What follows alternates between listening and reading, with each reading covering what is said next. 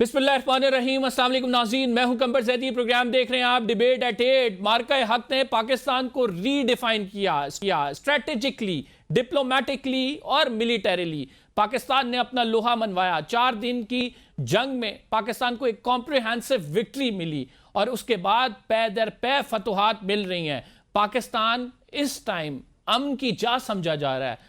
इस टाइम इस्लामाबाद में दूसरे राउंड ऑफ टॉक्स की बात हो रही है। दुनिया का सबसे अहम तरीन तनाज़ा उसकी सालसी इस्लामाबाद कर रहा है और पाकिस्तान पर जो इल्ज़ामात लगाए जाते थे, ये टेररिस्ट हब है, यहाँ पे टेररिस्ट हाइड आउट्स हैं, वो ममालिक जो पाकिस्तान को डू मोर कहते थे, आज वो पाकिस्तान की तरफ देख रहे हैं और पाकिस्तान के किरदार को सराह रहे हैं। भारत ने जो पहलगाम वाक़ये का इल्ज़ाम पाकिस्तान पर लगाया था और पाकिस्तान की जानिब से फिर कहा गया कि इस सारे मामले की तहकीकात कराई जाएं, ये फॉल्स फ्लैग ऑपरेशन आप ही की जानिब से किया गया है, भारत हम पर हमला आवर हुआ और फिर हमने जिस तरह से भारत को धूल चटाई, उसके असरात आप 1 साल गुजरने के बाद भी देख रहे हैं कि हमारी जो डिप्लोमेटिक एफर्ट्स हैं उनके ज़रिए से दुनिया में अमन आ रहा है। इस पर आज बात करेंगे। हमारे साथ ब्रिगेडियर हारिस नवाज साहब हैं, दिफाई तज्ज़ियाकार हैं, हमें ज्वाइन किया है। रियर एडमिरल जावेद इकबाल साहब ने। आप दो मोअज़्ज़ज़ मेहमान ग्रामी का शुक्रिया। ये जीत हमारे दिल के बड़ी करीब है क्योंकि पाकिस्तान की ये जो जीत है इसने बताया है कि 65 के बाद एक ऐसी जीत हमें मिली है कि बहुत ही कम ऐसे ओकेजन्स होते हैं कि जिनको हम इस तरह से सेलिब्रेट कर रहे हैं जिस तरह से आज के दिन को हम सेलिब्रेट करें। स्टार्टिंग फ्रॉम यू जावेद साहब, मार्का हक यकीनन जो जीत के झंडे हमने गाड़े और बड़ी कॉम्प्रिहेंसिव विक्ट्री जो है पाकिस्तान के नाम हुई, हम उसे जब कोमेमोरेट करते हैं तो व्हाट डू यू थिंक के क्या ऐसी चीज़ें हैं जो कि हमने इसमें डिफाइन किए हैं? When we talk particularly talk about the foreign policy या फिर स्ट्रैटेजिक गेन्स, इन टर्म्स में डिफाइन कीजिएगा। जी बहुत शुक्रिया। मेरे ख्याल में आज यौम तशक्कुर है। 7 मई से लेकर 10 मई तक किस तरह इन 4 डेज में पाकिस्तानी कौम ने अपने से कई गुना बड़े दुश्मन की जारहियत का जो है वो बेजिगरी से मुकाबला किया और उसके अज़ाइम को शिकस्त दी और दुनिया पर भी ये वाज़ा कर दिया कि मेरे ख्याल में जो आपने कहा था कि what is the one main thing, कि पाकिस्तान जो है वो एक ऐसी कौम है कि जिसके साथ मैसअप नहीं किया जा सकता। ऐसा नहीं हो सकता कि आप जज भी बन जाएं और ज्यूरी भी बन जाएं और एग्जीक्यूशनर बन के सज़ा भी देने लग जाएं। जिस एक फ्लिमजी किस्म के एलिगेशंस उन्होंने हम पर लगाई, पाकिस्तान ने तो उनको फ़ौरन ऑफर कर दी थी जॉइंट इन्वेस्टिगेशन की, पहलगाम वाक़ये की। लेकिन आप देखें कि वो एक पेंट अपॉन थे, प्री प्लान था ये एक कि उन्होंने पाकिस्तान पे ये हमला करना था और लेकिन उन्होंने मुँह की खाई तीनों महाजों पे, फ़ज़ाई महाज पे भी, ज़मीनी महाज पे भी और बहरी महाज पर। बहरी महाज पर तो मेरा ये पॉइंट ऑफ व्यू है कि यानी इतना वो उनके दिल में डर था कि अगर हमने बहरी महाज खोला और उससे कई गुना हमारा नुकसान हो जाएगा, कि उन्होंने तो बहरी महाज खोला ही नहीं। यानी वो जंग बहरी महाज पे शुरू करने से पहले ही वो उन्होंने अपनी हार तस्लीम कर ली। ब्रिगेडियर साहब जो ये बात कर रहे थे, एक जो बड़ा अहम नुक्ता है कि हमने तो इन्वेस्टिगेशंस ऑफर की थी लेकिन वो investigation up till now accept नहीं की गई। That means it was a false flag operation. देखें, जिस वक्त पहलगाम इंसिडेंट हुआ और स्टेज ड्रामा किया इन्होंने, पाकिस्तान ने उसी वक्त उसको कंडेम किया। नंबर 1, 26 जानों के ऊपर अफसोस का इजहार किया। नंबर 2, नंबर 3 उन्होंने कहा कि please carry out immediately investigation and inquiry and let us know if there is any action from evidence for our side, we will take very strong action. But the problem is कि it was all planned Indian side से।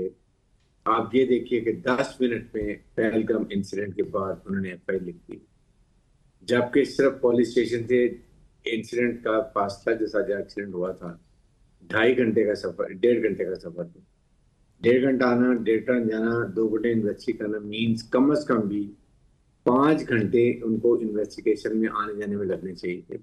Then they could have reached to certain conclusion के point. But अगर 10 minute में फिर काट ली, इसको मतलब it was pre conceive. और आज 1 साल पूरा होने के बाद despite all our request, international request के, ना इंक्वायरी की, ना इन्वेस्टिगेशन चले, ये भी नहीं किया। वो जो लोग दहशतगर्द आए थे जिन्होंने 26 लोगों को मारा, वो कहाँ गए? جبکہ آپ کے بارڈر سے لے کے ہر جگہ کشمیر میں انلیگلی انڈین ہیلڈ آپ کو جموں کشمیر میں ایک ایک جگہ پر آپ کے وہاں پر جو ہے وہ چیک پوسٹ لگی ہے، پرندہ پر نہیں مار سکتا، اور یہ لوگ وہاں پہ آ کے آپریشن کرتے ہیں، پھر دوبارہ غائب ہو جاتے ہیں، دوبارہ آج تک نہیں نظر آئے۔ دس اسپیکس کہ انڈیا نے اپنی کریڈیبلٹی کو ختم کر دیا ہمیشہ کے لیے۔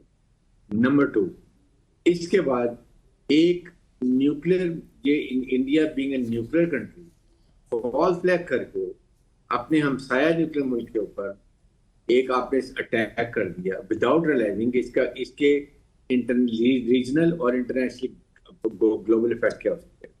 آئی مین اندازہ لیں کتنا انمیچور اور ارسپانسبل ملک ہے یہ۔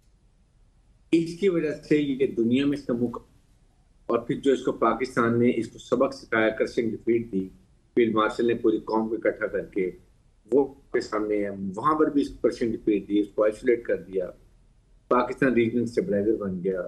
اس کے بعد دنیا پاکستان کے ساتھ دفاعی معاہدہ کرنا چاہتی ہے، سعودی عرب سے دفاعی معاہدہ ہو گیا، اور ممالک چاہتے ہیں، ہمارے سے G17 کے آرڈر بہت بے انتہا آ گئے، اور ہمارے ویپن آ گئے۔ Where is India? India is isolate. آج آپ دیکھ لیں پریزیڈنٹ ٹرمپ ایران ہماری بار بار تعریف کرتے ہیں، ہمارے یہ اعلیٰ سفارتکاری کی، ہماری اعلیٰ ملٹری ڈپلومیسی کی، ہم نے جو کردار ادا کیا ہے سالس کے میڈیسن کا، اس کی تعریف کرتے ہیں۔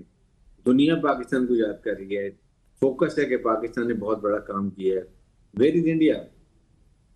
انڈیا نہایت ہی کمزور لیڈرشپ، کمزور کمانڈرز، انٹرینڈ انپروفیشنل، یہ دنیا کو پتہ چل گیا، اور ہم نے بتا دیا کہ ہم بہت ہی ایک پروفیشنل، اس کے بعد ریسپانسبل میچور نیوکلیر ملک ہیں ود بیٹل ہارڈل اینڈ پروفیشنل۔ جی جاوید صاحب، جو ہم نے چائنا سے سب میرینز ایکوائر کی ہیں، اس کے حوالے سے آپ کیا کہیں گے؟ کتنی امپورٹنٹ ٹیکنالوجی ہے جو نئی وارشپس آئی ہیں، اس کا پاکستان کو کتنا ایڈوانٹیج ہوگا؟ جی بالکل، یہ پاکستان نیوی کا جو آفینسو پنچ ہے نا جی، یہ سبمرینز ہماری، اس کا ایک اس میں کلیدی کردار ان کا ہے۔ سبمرین اور جو ہماری لانگ رینج میری ٹائم پیٹرول ایئر کرافٹ ہیں کہ جو دور مار جا کر سرویلنس بھی کر سکتے ہیں اور اسٹرائک بھی کر سکتے ہیں۔ اسی طرح سبمرینز جو ہیں وہ کئی ہفتوں تک دشمن کی بندرگاہوں کے پاس ان کے باہر منڈلا کر ان کی ٹریڈ کو چوک کر سکتی ہیں۔ یہ آپ نے ابھی آبنائے ہرمز کا فنومینا دیکھا نا، کہ یہ تو ایک تنگ جغرافی کی وجہ سے اور ساری ٹریفک جو ہے وہ چوک ہو پائی، لیکن یہی کام سبمرین کرتی ہے کہ اگر ایک سبمرین کا پتہ چل جائے کہ وہ ممبئی بندرگاہ کے باہر تعینات ہے، تو کئی ہفتے کئی مہینے جب تک وہ سبمرین کی وہاں سے ڈپارچر جو ہے کنفرم نہیں ہو جاتا، وہاں سے ٹریڈ جو ہے نہ آ سکتی ہے نہ جا سکتی ہے۔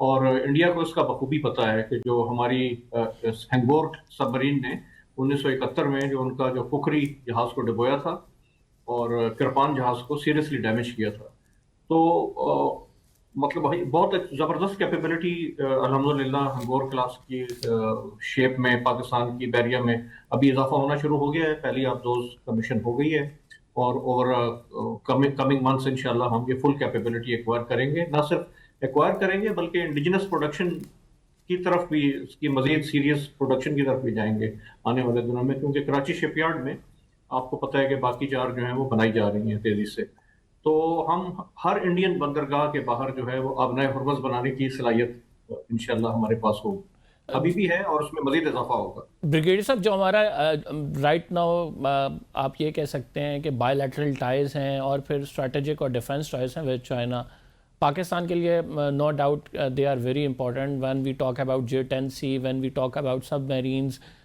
یہ جو کولیبریشن ہے یہ کس حد تک جو ہے وہ ڈیمیجنگ ہے ہمارے دشمنوں کے لیے؟ کیونکہ اب جو ہم لیٹسٹ ٹیکنالوجی ایکوائر کرنے کی کوشش کر رہے ہیں اور پاکستان آپ کو ڈیفینسو جو ہے ڈیفینسولی اکوپڈ کیے جا رہا ہے، یہ کس حد تک اس کا پوسچرنگ جو ہے اس کے بڑے اثرات ہیں، خصوصاً جب ہمارے ساتھ چائنا آ کے کھڑا ہوتا ہے یا چائنا سے ہم کوئی ٹیکنالوجی لیتے ہیں تو ہم دیکھتے ہیں کہ بھارتی میڈیا میں جو ہے اس پر طوفان بھی برپا کیا جاتا ہے۔ اس کے حوالے سے آپ کی رائے جاننا چاہوں گا۔ دیکھیں، پاکستان نے جو ابھی چیف آف ڈیفینس فورسز کا ایک ہیڈ کوارٹر نیا اسٹیبلش کیا، یہ یونیفائڈ کمانڈ اس is going to bring lot of multi domain operation میں ہیلپ فل، جس میں آپ کے تینوں سرفیسز چیفز بھی ہیں، راکٹ کمانڈ فورس بھی ہے، electronic warfare, cyber warfare, logistics warfare, اس کے ساتھ آپ کی پوری انٹیلیجنس سروس ہیں, they all make it together and make a comprehensive defensive and offensive and different قسم کی کانٹیجنسی بناتے ہیں اس میں, تاکہ ٹائم ویسٹ نہ ہو فاسٹ موونگ بیٹل میں, اور آل ادر ہماری ایئر فورس نیوی اور آرمی اپنے اپنے کام پراپرلی کریں, دین دیر نو انٹرفیئرنس. دس یہ کمال مہارت ہے. یہ اب آپ کے سامنے دیکھ لیں جو ابھی یہ انگور آپ کی آئی ہے شاہ بحرین, آپ کو یاد ہے 2019 میں جب یہ ابھی نندن کا جہاز گیا تھا, اس وقت بھی انڈین سب میرین نکلی تھی اور ہماری نیوی نے فوراً اس کو آئیڈینٹیفائی کر لیا تھا. اور ایڈمرل جاوید اقبال آپ کو بتائیں گے کہ جو ہی سب میرین آئیڈینٹیفائی ہو جائے مین اٹس اے شور کل. نمبر 2, ابھی اس دفعہ بھی انہوں نے وکرانت کو انٹرنیشنل واٹر میں لے کر آئے, جو ہی ہماری نیوی نے اینٹی شپ میزائل لگائے یہ دم دبا کے اس کو لے گئے واپس اپنے ایریا میں جا کے کھڑا کر دیا. یہ ان کی نیوی کی کیپیبلٹی ہے. دے نو کہ ہماری اس وقت, اور آپ نے آج تک کبھی جو ہے سی لائنز میں کوئی بندش نہیں دیکھی, جتنی بھی حالات خراب ہوتے ہیں ہماری line of communication sea line سے وہ کلیئر رہتی ہے. Is all because of navy activity کی وجہ سے. سو اس لیے یہ ہماری جو ایک سنکرونائزیشن ہے نا ایئر فورس نیوی اور گراؤنڈ کی, یہ اس لیول کی ہے کہ انڈیا سوچ بھی نہیں سکتا, اور یہ ہم نے کر کے دکھایا, دنیا کو کر کے دکھایا. اتنی بڑی فوج کو 2 دن میں انفیکٹو پیرالائسس کر دیا ان کے سسٹم میں. What else be needed. اس لیے پوری قوم کو پتہ ہونا چاہیے سندور 2 ان کا باپ بھی نہیں کر سکتا جو ڈی جی ایس بنے, کر کے دکھائیں. وی ول پلے ہیل ود دیم, اور وہ نقصان کریں گے جو یہ 4 کو جو خطرناک دہشت گردوں کا ٹولہ ہے نا, نریندر مودی, امیت شاہ, راجناتھ سنگھ اور اجیت ڈوال, یہ انڈیا کو تباہی کے دہانے پہ لے کے جا رہے ہیں. ان کی سوچ اکھنڈ بھارت کی نکال دیں. جو انڈیا کا جو تشخص تھا نا سیکولر کا, وہ ختم کر دیا انہوں نے. اونلی اپر کلاس ہندو, باقی کو کچھ نہیں چاہیے. یہی کو لے کے ڈوبے کا عنقریب آپ دیکھیں. اور یہ نریندر مودی, مجھے یقین ہے کہ 1 سال کے بعد یہ گجرات ریلوے اسٹیشن پہ وہیں پہ کھوکھا لگائے گا چائے کا جہاں سے اٹھ گیا. بریگیڈیئر صاحب, سوری ریئر ایڈمرل صاحب, رائٹ ناؤ اگر ہم دیکھیں اے سیمیٹرک وارفیئر پہ بات کریں, ایران نے اپنا سکہ منوایا اور بڑی کامیابی کے ساتھ اپنی سے کئی بڑی قوت جو ہے اس کو اس ٹائم پہ اس نے آپ یہ کہہ سکتے ہیں کہ نت ڈالی ہوئی ہے. تو رائٹ ناؤ ہم کیا اے سیمیٹرک وارفیئر کے حوالے سے اگر بات کی جائے کتنی کیپیبلٹی رکھتے ہیں, اور یہ اگر particularly talking about the sea routes تو اس میں یہ کتنا افیکٹو ہوتی ہے؟ جی بالکل, ابھی آپ نے دیکھا کہ ایسیمیٹرک وارفیئر جو ہے وہ بیسکلی یعنی اگر کوئی چھوٹی قوت اور بڑی قوت کا فورس ٹو فورس جس کو کہتے ہیں نا اسٹیل ورسز اسٹیل اگر مقابلہ نہ کر سکے تو پھر غیر روایتی طریقے جو ہیں وہ استعمال کیے جاتے ہیں. جیسے ابھی آپ نے دیکھا کہ دنیا جو ہے وہ ڈرونز, انمینڈ سرفیس وہیکل جیسے چھوٹی چھوٹی کشتیاں ہیں, وہ اب پانی کے اوپر انمینڈ ہیں اور ان کے اوپر ویپن لگے ہوئے ہیں, راکٹ لگے ہوئے ہیں, ایکسپلوسیوز ہے, وہ جا کے تجارتی جہازوں سے جا کے ٹکرا سکتی ہیں, جنگی جہازوں سے جا کے ٹکرا سکتی ہیں. مطلب یہ ایک ہائبرڈ وارفیئر کی ایک اسٹریٹجی ہے کہ جو لو کاسٹ ہے, یہ جنگ میں بھی قابل عمل ہے, اور اگر جیسے نو وار نو پیس کی سچویشن ہو, ایک لانگ ٹرم ایک کوارشن کرنے کی کوشش کی جا رہی ہو, آپ کی سی لائنز آف کمیونیکیشنز کو انٹرپٹ کیا جا رہا ہو, چھیڑ چھاڑ کی جا رہی ہو, آپ کے تجارتی جہازوں کو کہیں روکا جا رہا ہو مشرق بعید کی طرف سے آنے والے, تو یہ سارے جو ہیں یہ بڑی افیکٹو مینز ہیں ایسیمیٹرک وارفیئر کہ آپ منیمم فورس کے ساتھ میکسیمم ایفیکٹس گین کریں اور دشمن کو اس کا وہ جو حربہ ہے اس کو ڈیفیٹ کریں, اس کو اس سے پیچھے ہٹنے پہ مجبور کر. لیکن ظاہر ہے کہ پاکستان کی ایک جامع حکمت عملی ہے, ہم ایسیمیٹرک کے ساتھ ساتھ جو ہمارے جو سیمیٹرک مینز ہیں, جو ہمارے بڑے بحری جنگی جہاز ہیں, ہمارے لانگ رینج میری ٹائم پیٹرول ایئر کرافٹ ہیں, تو ہم نے پیرلل دونوں چیزوں میں ہی انویسٹ کیا ہے. کیونکہ کریکٹر آف وار تو چینج ہو رہا ہے, لیکن ایک سب سے بڑی جو نیچر آف وار میں جو ایک چیز ہوتی ہے وہ انسرٹنٹی ہوتی ہے, تو آپ کو ہر پہلو کو مد نظر رکھ کر تیاری کرنی پڑتی ہے. اس کے ساتھ ساتھ جو ہمارا جو ہیومن ریسورس ہے اس کی ایجیلٹی پہ بہت انویسٹ کیا جا رہا ہے کہ فاسٹ تھنکرز, کیونکہ اگر آپ آرٹ آف جنرل شپ نہیں ہے, آپ میں آرٹ آف ایڈمرل شپ نہیں ہے, تو جتنی مرضی آپ اکوپمنٹ کی تیاری کر لیں, لیکن اگر if you don't know how to use them تو تب بھی آپ کو جو ہے وہ ہزیمت کا سامنا کرنا پڑ رہا ہے. تو یہ جو ह्यूमन रिसोर्स की डायमेंशन है, ये बहुत ही इंपॉर्टेंट। कहते हैं कि कोई भी अगर फोर्स के अगर हम 3 हिस्सों में उसको डिवाइड करें ना, तो उसके 3 कंपोनेंट होते हैं। एक होता है फिजिकल कंपोनेंट, यानी कि असासे क्या हैं, बहरी जहाज हैं, टैंक हैं, जंगी जहाज हैं, हवाई जहाज हैं। एक है फिर डॉक्ट्रिनल, कि उसको थिंक थ्रू करना, वॉर गेम करना, कि उसको आप इस्तेमाल कैसे करेंगे जंग के दौरान, कि एनिमी क्या करेगा, आप क्या करेंगे और किस तरह आप उसको शिकस्त देंगे। और तीसरा कंपोनेंट जो सबसे इंपॉर्टेंट है, जिसकी ब्रिगेडियर हारिस ने भी बात की, कि जज्बा ईमानी या जज्बा शहादत, मॉरल डायमेंशन होती है वो एक ना, कि आप ये क्यों करना चाहते हैं।